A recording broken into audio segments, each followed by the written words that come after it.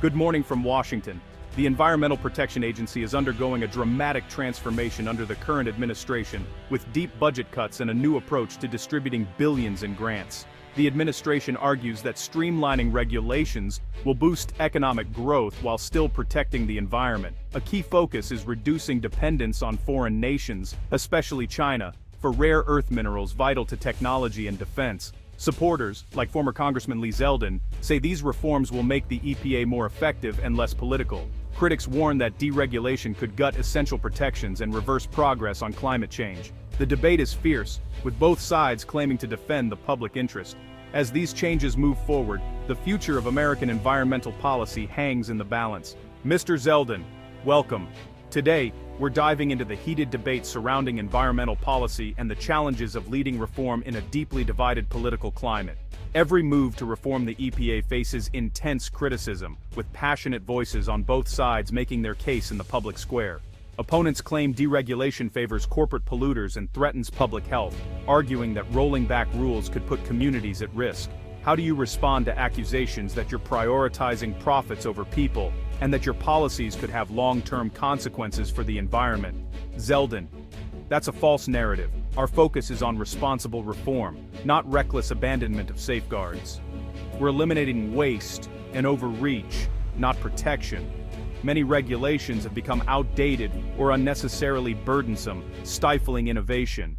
The EPA has acted beyond its authority, costing jobs and stifling growth in communities that depend on industry for their livelihoods. We believe a strong economy and a clean environment can coexist.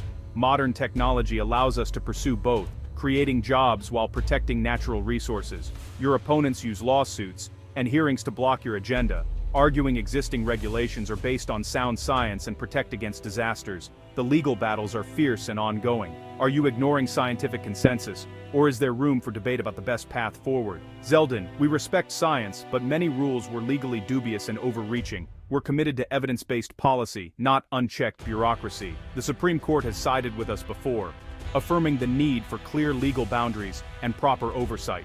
We're restoring lawful, transparent, and cooperative regulation, working with states as partners rather than imposing one-size-fits-all mandates. Some say only federal mandates can protect the environment, but that view overlooks the expertise and innovation found at the state level. Zeldin, that's simply not true.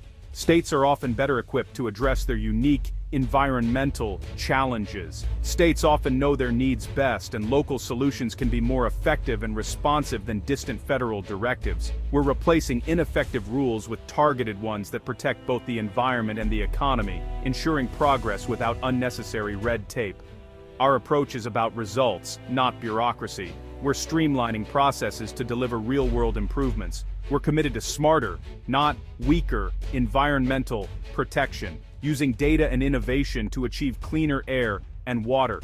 The goal is a system that works for everyone, not just Washington insiders. By listening to communities and experts alike, we aim to build a future where prosperity and environmental stewardship go hand in hand. The EPA's Solar for All program is a bold initiative designed to bring the benefits of solar power to low-income households across the country, aiming to reduce energy costs and promote clean energy in underserved communities. However, your administration has voiced significant concerns about the way these grants are being awarded and managed, raising questions about fairness and effectiveness. Zeldin's Solar for All is well-intentioned but poorly executed, with critical flaws in its implementation.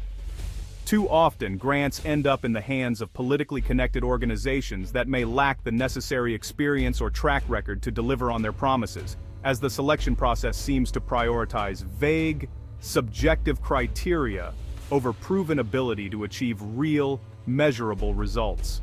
With billions of taxpayer dollars at stake, there is a real risk that much of this funding could be wasted or misallocated, and there's little assurance that actual solar panels will be installed or that communities will see tangible benefits. Defenders of the program argue that local organizations are best positioned to understand and serve their communities, and that empowering them is key to success. Zeldin, but accountability remains the central issue that cannot be ignored. When grants are funneled to unproven or inexperienced groups, the money trail becomes increasingly difficult to follow, and tracking the actual results or impact of the spending becomes a major challenge for oversight agencies. The current structure allows for subawards to activist groups, which can further complicate oversight and make it harder to ensure funds are used as intended. What we need is efficient, transparent spending that delivers real, lasting environmental benefits to the people who need them most. Yet the current system appears to be designed more to reward political allies and insiders than to achieve meaningful environmental progress. That's why we're pushing for comprehensive reforms to ensure every taxpayer dollar is spent effectively, with clear oversight and measurable outcomes for our communities. You allege a pattern where EPA grants fund groups that then sue the agency, creating a self-perpetuating cycle. Zeldin, it's a closed loop. Grants go to advocacy groups, which use the money to pressure for more regulation and funding. Taxpayer dollars end up fueling more bureaucracy, not better outcomes. Critics say these groups are watchdogs, holding government accountable. Zeldin, there's a difference between genuine citizen action and government-funded activism. We object to subsidizing lawsuits against ourselves. We've barred grant recipients from using funds for lobbying or litigation, and are auditing past grants. The goal is to restore integrity to the process. The sue and settle tactic lets outside groups sue the EPA, then settle to force new regulations. How are you ending this? Zeldin, we've stopped entering settlements that dictate future rules. All proposed settlements are now public for comment. We'll defend the agency in court, not capitulate to friendly lawsuits. Critics say settlements just enforce missed deadlines. Zeldin, in reality, settlements often went beyond deadlines, pre-committing the agency to specific outcomes. Our new policy allows for deadline agreements but keeps the rulemaking process open and transparent. The public will have a say, as the law intends. We're ending backdoor policymaking and restoring accountability. The process is now open, lawful, and fair. Rolling back regulations is complex. How does the EPA ensure its actions are legal and lasting? Zeldin, we follow 3 principles: stick to the law, use sound science, and be transparent. Every rule is reviewed for legal authority, updated science, and economic impact. We follow the Administrative Procedure Act, open public comment, and build a strong legal record. Are you worried reforms won't last if the political winds shift? Zeldin, our aim is to make reforms so sensible and durable, they stick. Winning legal battles sets precedents that limit future overreach. Popular, effective reforms build support that lasts beyond one administration. It's about rebalancing for the long term, not just short-term wins. We want a system that's fair, effective, and resilient. That's how we achieve lasting change.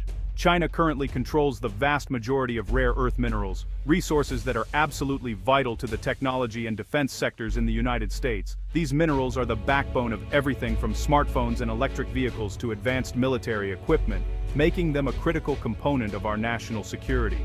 The current administration is pushing for more domestic mining to reduce our dependence on foreign sources. However, this push brings its own set of challenges, especially when it comes to protecting the environment and addressing the concerns of local communities. Zeldin, our permitting process is so slow and cumbersome that it's forced us to rely on countries with much weaker environmental and labor standards, putting both our security and our values at risk. That's why we're working to streamline the process, making it faster and more efficient, but without gutting the environmental protections that keep our air, water, and land safe. The goal is to secure our supply chain while upholding our standards. We're coordinating agency reviews, setting clear deadlines, and eliminating unnecessary duplication. At the same time, we're maintaining high standards for environmental protection, ensuring that mining operations are held accountable for their impact. Environmentalists warn that mining, no matter how regulated, is inherently destructive. They argue for a greater focus on recycling existing materials and developing alternative technologies to reduce our reliance on new mining. Zeldin, we're making significant investments in recycling programs and research, but the demand for these minerals is rising so quickly that recycling alone can't meet our needs. The choice we face is clear. Either we mine here at home under strict rules and oversight, or we continue to rely on adversaries who operate with little regard for environmental or human rights standards. Thanks to advances in technology, modern mining is far safer and cleaner than it was in the past, with new methods designed to minimize harm and protect workers. With careful planning and strict monitoring, we can protect the environment while also securing the resources we need for the future. It's not about reckless expansion, It's about responsible production, thoughtful management, and balancing our economic needs with environmental stewardship. American innovation and ingenuity can lead the way, developing cleaner mining techniques and new materials that reduce our dependence on scarce resources. We're committed to both national security and environmental stewardship, working together to find solutions that protect our country and our planet. The stakes are simply too high to ignore. Our economic future, our security, and our environment all hang in the balance. We must act now, with urgency and responsibility, to protect both our economy and our environment for generations to come. To close, your EPA policy claims to balance economic growth and environmental protection. How do your reforms serve both? Zeldin, prosperity and a healthy planet aren't opposites. Innovation and competition drive environmental progress. Cutting red tape frees up resources for cleaner technology and keeps jobs in America under our strong laws. Grant reforms focus on real results, not politics. Streamlined permitting unleashes American ingenuity for energy and supply chain security. Wealth enables investment in environmental protection. A stagnant economy can't be green. Our vision is a strong, free, and prosperous America as the best path to environmental stewardship. Thank you, Mr. Zeldin, for sharing your perspective. The debate over balancing economy and environment will continue. Zeldin. Thanks for having me, Chris.